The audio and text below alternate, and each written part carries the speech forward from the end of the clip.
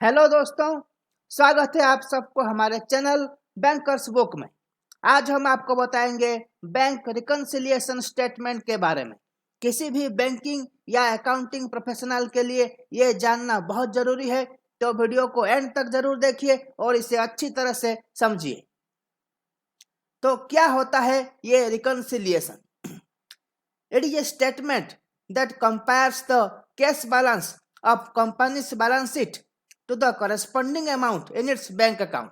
तो होता यह है कि कंपनी जो अपने पास लेजर मेंटेन करती है उसमें जो बैलेंस शो कर रहा है वही बैलेंस उसके मेंटेन किए हुए बैंक अकाउंट में जो बैलेंस है उसके साथ कंपेयर किया जाता है। In case of bank inter banking transaction के लिए हर बैंक दूसरे सभी बैंक में अपना एक अकाउंट मेंटेन करती है। तो अपने पास जो अकाउंट है उसका बैलेंस और जो अकाउंट हो दूसरे बैंक में मेंटेन कर रही है उसका बैलेंस, दोनों को कंपेयर किया जाता है। Reconciliation ensures that company's cash records are correct. तो दोनों ही जो अकाउंट मेंटेन किया जाता है, जो बैलेंस कंपनी के पास जो बैलेंस है और उसके अकाउंट में जो बैलेंस है, दोनों करेक्ट है या नहीं, इसे एंश्योर करने के लिए रिकन्सिलिएशन किया जाता है। और बैंक्स जो हैं हर महीने ये रिकन्सिलिएशन करके ये एंश्योर करती है कि उनकी कैश रिकॉर्ड जो अकाउंटिंग रिकॉर्ड्स है वो करेक्ट है।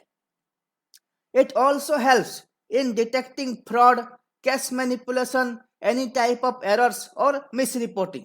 तो ये जो एरर्स और मिस रिपोर्टिंग की वजह से जो डिफरेंसेस आता है अमाउंट में, उसको करेक्ट करने के लिए हम रिकन्सिलेशन करते हैं। लेकिन ये जो डिफरेंसेस मैंने कहा, ये क्यों आते हैं? Reason for differences. Number 1, deposit in transit. कभी कभी ऐसा होता है कि आप कैश कंपनी की तरफ से कैश जमा होता है लेकिन बैंक रिकॉर्ड में रिफ्लेक्ट नहीं करता। वैसे तो ये एरर ज़्यादा कॉमन नहीं है, लेकिन ये भी एक पॉसिबिलिटी है डिफरेंसेस के लिए। आउटस्टैंडिंग चेक, कंपनी कुछ चेक इशू करती है लेकिन वो क्लियर नहीं हुआ है, तो ये एक डिफरेंसेस बनाती है कंपनी के बुक्स में और बैंक अकाउंट में। Number 3, service charges. बैंक बहुत सारे service charges, for example SMS charge, chequebook charge, ATM charge, ये सब डिडक्ट करती रहती है, जो कि इंस्टेंटली कंपनी को पता नहीं चलता। स्टेटमेंट जब निकाले जाते हैं तब पता चलता है और फिर एडजस्ट किया जाता है। उसी तरह से इंटरेस्ट इनकम, जो इंटरेस्ट बैंक से हमें मिलता है, ये भी बाद में एडजस्ट किया जाता है। And number 5, non sufficient funds, NSF.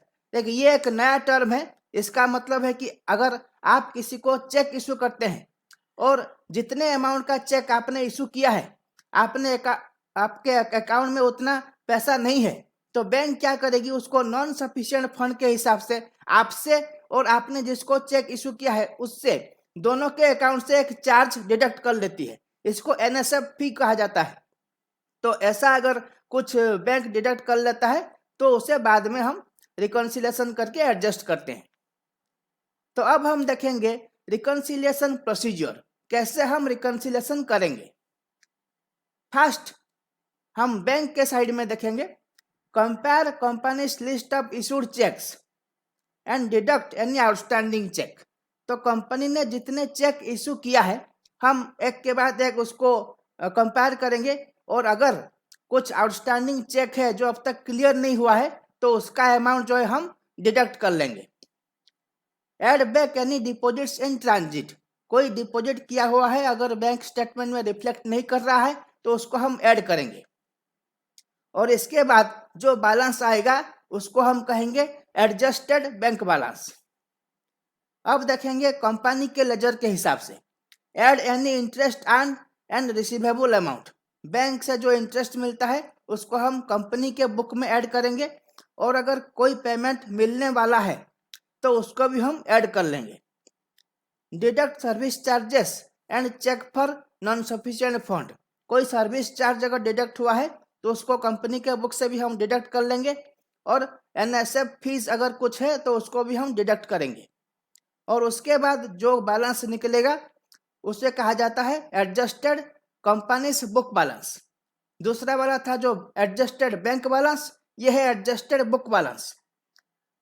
And after reconciliation the adjusted bank balance should match with companies adjusted book balance. तो फाइनली जो सब कुछ एडजस्ट करने के बाद जो बैंक बैलेंस है और कंपनी का बुक बैलेंस है, ये दोनों सेम होना चाहिए, तभी जाकर हमारा रिकॉन्सिलिएशन सक्सेसफुली कंप्लीट होगा। तो इसको हम एक एग्जाम्पल से समझेंगे। तो दोस्तों, हमारे एग्जाम्पल में हम रिकॉन्सिलिएशन करेंगे एबीसी कंपनी के लिए for the month of January 2021। So by the end of January ABC company की जो बैंक बैलेंस है वो शो कर रहा है 3 लाख रुपीज, और बुक बैलेंस जो लेजर बैलेंस है वो शो कर रहा है 2,60,900 रुपीज। और देखिए हमने दो कॉलम बना रखा है बैंक और कंपनी के लिए, और फिलहाल जो डिफरेंस है 39,100 है। तो हमारे पास यहाँ कुछ सिनेरियोस दिया हुआ है, हर सिनेरियो के साथ हम जो कंपनी का बुक बैलेंस और बैंक का बैलेंस एडजस्ट करते जाएंगे। आप ध्यान से देखिए। तो number 1, bank statement contains 80 rupees of service charges. तो service charges already bank deduct कर चुका है, कंपनी के बुक में ये नहीं है, तो कंपनी के बुक से हम माइनस कर देंगे -80। Number 2, bank statement contains interest income of 40 rupees. तो यहाँ पे ऐड करेंगे कंपनी के बैलेंस में +40।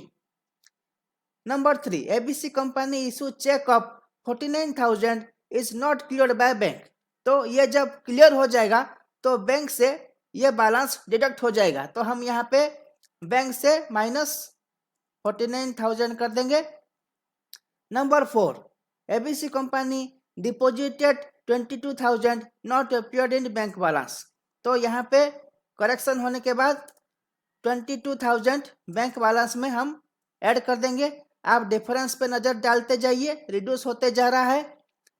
Number 5, a cheque issued of 1,100 is misreported as ₹100 in payment. तो यहाँ पे कंपनी के बैलेंस में 100 रुपीज का शॉर्टेज है, तो 100 रुपीज हम यहाँ पे माइनस कर देंगे क्योंकि ये कम पेमेंट शो कर रहा था। तो number 6, payment received by bank of 12,500। तो बैंक में पेमेंट रिसीव आ गया है लेकिन कंपनी के बुक में ये नहीं था, तो यहाँ पे ऐड कर देंगे 12,500। Number 7, cheque deposited by ABC company charged as non sufficient fund fees of ₹260। तो ये बैंक से ऑलरेडी डिडक्ट हो गया था, तो कंपनी के बुक से भी डिडक्ट करना पड़ेगा। और देखिए आप, सारे सिनेरियोस को हम रिकॉन्सिलिएशन करने के बाद जो बैलेंस हमारा आया है, बैंक का बैलेंस और कंपनी का बैलेंस, दोनों का बैलेंस 2,73,000, जो कि दोनों का बैलेंस सेम हो गया है और डिफरेंस भी 0 आ गया है। और ये जो बैलेंस बैंक का जो आया है इसको हम कहेंगे एडजस्टेड बैंक बैलेंस, और जो कंपनी का बैलेंस आया है उसे कहेंगे एडजस्टेड बुक बैलेंस। और देखिए एडजस्टेड बैंक बैलेंस और एडजस्टेड बुक बैलेंस दोनों ही सेम है, तो हमारा रिकॉन्सिलिएशन जो प्रोसीजर था, जो स्टेटमेंट था, सक्सेसफुली कंप्लीट हो गया है और कोई भी डिफरेंसेस हमारा अभी नहीं है। तो अभी जो रिकॉन्सिलिएशन कंप्लीट होने के बाद ये जो स्टेटमेंट है ऑडिट के सामने पेश किया जाता है और फाइनल ऑडिट रिपोर्ट निकल के आता है। तो दोस्तों, ये थी आपकी रिकॉन्सिलिएशन स्टेटमेंट, जिसे शॉर्ट में BRS भी कहा जाता है, यानी बैंक रिकॉन्सिलिएशन स्टेटमेंट। ओके दोस्तों, इस चैनल में आपको मिलेगी बैंकिंग के बारे में हर छोटी से बड़ी जानकारी। तो वीडियोस देखते रहिए, लाइक करते रहिए, शेयर करते रहिए और हमारे चैनल को सब्सक्राइब करना बिल्कुल भी मत भूलिए।